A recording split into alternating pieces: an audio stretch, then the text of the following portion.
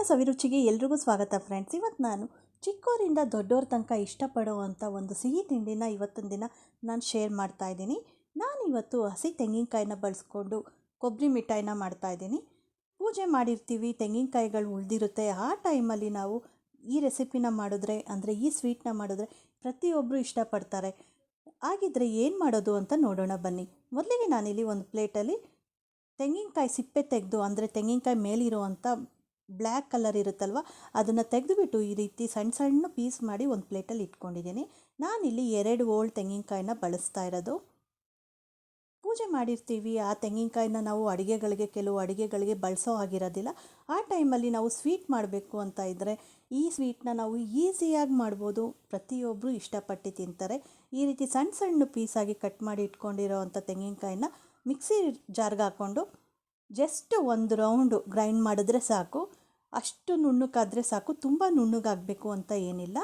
ಎಲ್ಲ ಹಾಕ್ಕೊಂಡು ಈ ರೀತಿ ನುಣ್ಣಗೆ ಮಾಡ್ಕೊಂಬಂದಿದ್ದೀನಿ, ನೋಡ್ತಿರ್ಬೋದು ನೀವು. ನಾವು ತೆಂಗಿನಕಾಯಿನ ತುರಿದ್ಬಿಟ್ಟು ಡೈರೆಕ್ಟ್ ಹಾಗೇ ನಾವು ಕೊಬ್ಬರಿ ಮಿಠಾಯಿ ಮಾಡ್ಬೋದು. ಬಟ್ ಪೀಸಸ್ ಅಷ್ಟು ಚೆನ್ನಾಗಿ ಬರೋದಿಲ್ಲ ಪರ್ಫೆಕ್ಟಾಗಿ. ಈ ರೀತಿ ಮಾಡಿದ್ರೆ ಪರ್ಫೆಕ್ಟಾಗಿ ಪೀಸಸ್ ಕಟ್ಟಾಗುತ್ತೆ. ಮತ್ತು ನಾವು ಎಷ್ಟು ದಿನ 2-3 ದಿನ ಇಟ್ಟರೂ ಏನೂ ಆಗೋದಿಲ್ಲ, ಪುಡಿಯಾಗಿ ಉದುರೋದಿಲ್ಲ. ಈ ರೀತಿ ಪೇಸ್ಟ್ ಮಾಡ್ಕೊಂಡಿದ್ದೀನಿ, ಅಂದರೆ ನುಣ್ಣಗೆ ರುಬ್ಕೊಂಡಿದ್ದೀನಿ. ಒಂದು ರೌಂಡ್ 2 ನಿಮಿಷ ಗ್ರೈಂಡ್ ಮಾಡಿದ್ರೆ ಸಾಕು.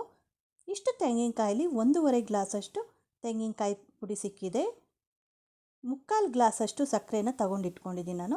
1.5 ಗ್ಲಾಸ್ ತೆಂಗಿನಕಾಯಿಗೆ 3/4 ಗ್ಲಾಸಷ್ಟು ಸಕ್ಕರೆನ ಹಾಕಲೇಬೇಕಾಗತ್ತೆ. ಕಂಪಲ್ಸರಿ ಇಷ್ಟು ಹಾಕಿದ್ರೆ ಒಂದು ಒಳ್ಳೆ ಹದವಾಗಿ ಸ್ವೀಟ್ ರೆಡಿ ಆಗುತ್ತೆ. ಸ್ವೀಟ್ ಸ್ವಲ್ಪ ಕಡಿಮೆ ತಿಂತೀವಿ ಅನ್ನೋರು ಅರ್ಧ ಗ್ಲಾಸ್ ಹಾಕಿದ್ರೆ ಓಕೆ, ನಡೆಯುತ್ತೆ. ಇಷ್ಟು ರೆಡಿಯಾಗಿದೆ. ಈಗ ತೆಂಗಿನಕಾಯಿ ಕೂಡ ರೆಡಿಯಾಗಿದೆ, ಸಕ್ಕರೆ ಕೂಡ ತೆಗೆದಿಟ್ಕೊಂಡಿದ್ದೀನಿ. ಈಗ ಕೊಬ್ಬರಿ ಮಿಠಾಯಿ ಮಾಡೋದಷ್ಟೇ. ಒಂದು ಬಾಣಲಿನ ಸ್ಟವ್ ಮೇಲೆ ಕಾಯಕ್ಕಿಟ್ಟಿದ್ದೀನಿ. ಸ್ವಲ್ಪ ದಪ್ಪ ತಳದ ಬಾಣಲಿ ಆದರೆ ತುಂಬ ಒಳ್ಳೆಯದು. ಇಲ್ಲ ಅಂದರೆ ನಾನ್ ಸ್ಟಿಕ್ ಬಾಣಲಿನಲ್ಲಿ ಮಾಡ್ತೀವಿ ಅಂದರೆ ಇನ್ನೂ ಒಳ್ಳೆಯದು. ಬಾಣಲಿ ಕಾಯಕ್ಕಿಟ್ಟಿದೆ, ಅದಕ್ಕೆ 1 ಸ್ಪೂನಷ್ಟು ತುಪ್ಪ ಹಾಕ್ಕೊಂಡೆ. ಆ ನಂತರ ರುಬ್ಬಿಟ್ಕೊಂಡಿರೋವಂಥ ತೆಂಗಿನಕಾಯಿನ ಹಾಕ್ಕೊಳ್ತಾ ಇದ್ದೀನಿ. ಸ್ಟವ್ನ ನಾವು ಸಿಮ್ಮಲ್ಲಿ ಇಟ್ಕೊಂಡು ಮಾಡಿದ್ರೆ ಒಳ್ಳೆಯದು. ಸ್ಟಾರ್ಟಿಂಗು 1.5 ಗ್ಲಾಸಷ್ಟು ತೆಂಗಿನಕಾಯಿ ಹಾಕ್ಕೊಂಡೆ, 3/4 ಗ್ಲಾಸಷ್ಟು ಸಕ್ಕರೆನ ಹಾಕ್ಕೊಳ್ತಾ ಇದ್ದೀನಿ. ಇಷ್ಟು ನೀಟಾಗಿ 1-2 ನಿಮಿಷ ಫ್ರೈ ಮಾಡಬೇಕಾಗತ್ತೆ, ಅಂದರೆ ಹುರ್ಕೋಬೇಕಾಗತ್ತೆ. ನೀಟಾಗಿ ಮಿಕ್ಸ್ ಮಾಡ್ಕೊಳ್ತಾ ಇದ್ದೀನಿ ಸಕ್ಕರೆನ.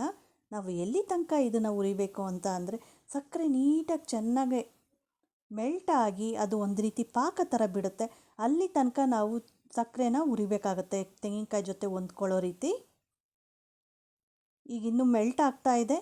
ಆ ಟೈಮಲ್ಲಿ ನಾನು ಏನು ಮಾಡ್ತಾಯಿದ್ದೀನಿ ಅಂದರೆ 1/4 ಗ್ಲಾಸಷ್ಟು ಗಟ್ಟಿ ಹಾಲನ್ನ, ಕಾಯಿಸಿರೋವಂಥ ಗಟ್ಟಿ ಹಾಲನ್ನ ಸ್ವಲ್ಪ ಆರಿಸ್ಬಿಟ್ಟು ಹಾಕ್ಕೊಳ್ತಾ ಇದ್ದೀನಿ. ಹಾಲು ಹಾಕೋದ್ರಿಂದ ತುಂಬಾ ಸಾಫ್ಟಾಗಿರುತ್ತೆ, ನಮಗೆ ತಿನ್ನೋದಕ್ಕೆ ತುಂಬ ಚೆನ್ನಾಗಿರುತ್ತೆ. ಹಾಲು ಹಾಕ್ಬಿಟ್ಟು ನೀಟಾಗಿ ಮಿಕ್ಸ್ ಮಾಡಿಕೊಂಡು ಇನ್ನೊಂದು ಸ್ವಲ್ಪ ಹುರ್ಕೋಬೇಕಾಗತ್ತೆ. ಸ್ವಲ್ಪ ಸಕ್ಕರೆ ಮೆಲ್ಟ್ ಆಗ್ತಾ ಇದೆ ಅನ್ನೋ ಟೈಮಲ್ಲಿ ನಾವು ಹಾಲನ್ನ ಹಾಕಿದ್ರೆ ಒಳ್ಳೆಯದು. ನಾವೆಲ್ಲ ನೀಟಾಗಿ ಹುರಿತಾ ಇದ್ದೀವಿ ಅಂತ ನಮಗೆ ಯಾವಾಗ ಗೊತ್ತಾಗುತ್ತೆ ಅಂದರೆ ತೆಂಗಿನಕಾಯಿ, ಹುರಿದಿತಾ ಇರೋಂಥ ತೆಂಗಿನಕಾಯಿ ಮತ್ತು ಸಕ್ಕರೆ ಎಲ್ಲ ಮೆಲ್ಟಾಗಿ ಪಾತ್ರೆಯಿಂದ ಎದ್ದೇಳುತ್ತೆ. ಅಲ್ಲಿ ತನಕ ನಾವು ಫ್ರೈ ಮಾಡಬೇಕಾಗತ್ತೆ. ಈ ರೀತಿ ಮಿಕ್ಸ್ ಮಾಡಬೇಕಾದ್ರೆ ತೆಂಗಿನಕಾಯಿ ರೋಸ್ಟ್ ಮಾಡ್ತಿರೋವಂಥ ತೆಂಗಿನಕಾಯಿ ಒಂದು ಕಡೆ ಬರುತ್ತೆ, ಪಾತ್ರೆಯಿಂದ ಬಿಟ್ಟು ಬರುತ್ತೆ, ತಳ ಬಿಟ್ಟು ಬರುತ್ತೆ.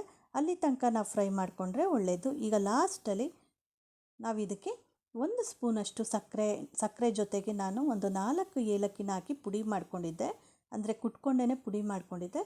ಅದು ಏಲಕ್ಕಿ ಪುಡಿನ ಸಕ್ಕರೆ ಜೊತೆ ಮಿಕ್ಸ್ ಮಾಡ್ಕೊಂಡಿರೋ ಅಂಥ ಏಲಕ್ಕಿ ಪುಡಿನ ಹಾಕ್ಬಿಟ್ಟು ನೀಟಾಗಿ ಮಿಕ್ಸ್ ಮಾಡ್ತಾಯಿದ್ದೀನಿ. ಈಗ ಕೊಬ್ಬರಿ ಮಿಠಾಯಿಗೆ ರೆಡಿ ಆಯಿತು. ಈಗ ಬಿಸಿ ಇರೋವಂಥ ಟೈಮಲ್ಲೇ ನಾವು ಪ್ಲೇಟ್ಗೆ ಸರ್ವ್ ಮಾಡಿಕೊಂಡು ಪೀಸಸ್ನ ಮಾಡ್ಕೋಬೇಕಾಗತ್ತೆ, ಆರಿಸ್ಬಿಟ್ಟು. ಈಗ ನೀಟಾಗಿ ಮಿಕ್ಸ್ ಮಾಡಿದ್ದೀನಿ, ತೋರಿಸ್ತಾ ಇದ್ದೀನಿ ನಿಮಗೆ. ನಮಗೆ ಪರ್ಫೆಕ್ಟಾಗಿದ್ದು ಒಂದು ಅದಕ್ಕೆ ಬಂದಿದೆ ಅಂತ ಯಾವಾಗ ಗೊತ್ತಾಗುತ್ತೆ ಅಂತ ಅಂದರೆ ಒಂದು ಸಣ್ಣ ಚೂರು ತಗೊಂಡು, ಅಂದರೆ ಒಂದು ಸ್ವಲ್ಪ ಉಂಡೆ ಆಗುವಷ್ಟು ತಗೊಂಡು ಈ ರೀತಿ ಕೈಯಿಂದ ಉಂಡೆ ಮಾಡಿದಾಗ ಅದು ಕೈಗೆ ಅಂಟ್ಕೋಬಾರ್ದು.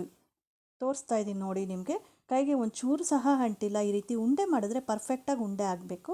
ಆವಾಗ ಇದು ಕರೆಕ್ಟಾಗಿ ಒಂದು ಅಳತೆನಲ್ಲಿದೆ ಅಂತ ಅರ್ಥ ಆಗುತ್ತೆ. ಈ ರೀತಿ ಇಲ್ಲ ಅಂತ ಅಂದರೆ ಇನ್ನೊಂದು ಸ್ವಲ್ಪ ಹೊತ್ತು, ಒಂದು 2-3 ನಿಮಿಷ ಹುರಿಬೇಕಾಗತ್ತೆ. ತುಂಬ ಹೊತ್ತು ಹುರಿದ್ರೆ ನಮಗೆ ಬರ್ಫಿ ಪೀಸ್ ಆಗಿಬಿಡುತ್ತೆ, ತುಂಬ ಹೊಂದ್ಕೊಂಡು ಚೆನ್ನಾಗಿ ಬರೋದಿಲ್ಲ, ಅಂದರೆ ಪರ್ಫೆಕ್ಟಾಗಿ ಬರೋದಿಲ್ಲ.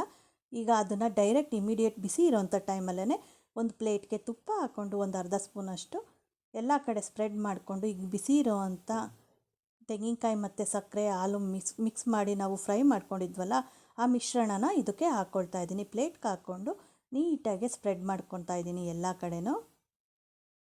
ಕೈಯಿಂದ ಸ್ವಲ್ಪ ತುಪ್ಪ ಸವರ್ಕೊಂಡು ಮೇಲಿಂದ ಪ್ರೆಸ್ ಮಾಡ್ತಾ ಇದ್ದೀನಿ. ಒಂದು ಒಳ್ಳೆ ಗಟ್ಟಿ ಪೀಸಸ್ ನಮಗೆ ಕಟ್ ಮಾಡಿದ್ರೆ ಸಿಗಲಿ ಅನ್ನೋದಕ್ಕೋಸ್ಕರ ಅಷ್ಟೇ. ಈ ರೀತಿ ಸ್ಪ್ರೆಡ್ ಮಾಡಿ ಒಂದು 15ರಿಂದ 20 ನಿಮಿಷ ತಣ್ಣಗೆ ಹಾಕಿಬಿಡಬೇಕು. ಆ ನಂತರ ನಾವು ಪೀಸಸ್ನ ಕಟ್ ಮಾಡಬೇಕಾಗತ್ತೆ. ಒಂದು 20 ನಿಮಿಷ, ಮಿನಿಮಮ್ 20 ನಿಮಿಷ ಆದರೆ ಸಾಕು. ಈಗ ಒಂದು 20 ನಿಮಿಷ ಆಗಿದೆ, ಚೆನ್ನಾಗಿ ಆರಿದೆ. ಓಪನ್ ಆಗಿಯೇ ಹಾಗೆ ಇಟ್ಟಿದೆ, ಆರಿದೆ. ಈಗ ನಾನು ಕಟ್ ಮಾಡ್ತಾಯಿದ್ದೀನಿ. ನಿಮಗೆ ಯಾವ ಶೇಪ್ ಬೇಕೋ ಆ ಶೇಪಲ್ಲಿ ಕಟ್ ಮಾಡ್ಕೋಬೋದು. ಎಷ್ಟು ಅಗಲ ಬೇಕೋ ಅಷ್ಟು ಅಗಲಕ್ಕೆ ಕಟ್ ಮಾಡ್ಕೋಬೋದು. ತುಂಬ ಚೆನ್ನಾಗಿ ಬಂದಿದೆ. ಪೀಸ್ ಎಲ್ಲ ನೀಟಾಗಿ ಕಟ್ ಆಗ್ತಾಯಿದೆ, ನೋಡ್ತಿರ್ಬೋದು ನೀವು. ಕೈಯಿಂದ ಎತ್ತರನೇ ಅಷ್ಟು ಸಾಫ್ಟಾಗಿದೆ, ನೀವು ನೋಡ್ತಿರ್ಬೋದು. ಬಹಳ ಸಾಫ್ಟಾಗಿ ಬಂದಿದೆ ಮತ್ತು ತಿನ್ನೋದು ಕೂಡ ಅಷ್ಟೇ ಚೆನ್ನಾಗಿತ್ತು. ನಾವು ಸ್ವಲ್ಪ ಹಾಲು ಹಾಕಿ ಮಾಡಿರೋದ್ರಿಂದ ನಿಜವಾಗ್ಲೂ ತುಂಬ ಟೇಸ್ಟಿಯಾಗಿತ್ತು. ಬಾಯಲ್ಲಿಟ್ಟರೆ ಕರಗೋಗೋ ಥರನೇ ಇತ್ತು. ಈಗೆಲ್ಲ ಪೀಸಸ್ನು ಕಟ್ ಮಾಡಿ ಒಂದು ಪ್ಲೇಟಲ್ಲಿ ಸರ್ವ್ ಮಾಡಿದ್ದೀನಿ. ನೋಡಿದ್ರೇ ಆಸೆ ಆಗ್ತಾಯಿದೆ. ನೀವು ಕೂಡ ಈ ರೆಸಿಪಿನ ಟ್ರೈ ಮಾಡಿ, ಮಕ್ಕಳಿಗೆ ಮಾಡಿಕೊಡಿ, ಈಸಿಯಾಗಿ ಮಾಡ್ಬೋದು. ಇಷ್ಟ ಆಗಿದ್ದರೆ ಲೈಕ್ ಮಾಡಿ, ಹಾಗೆ ಶೇರ್ ಮಾಡಿ.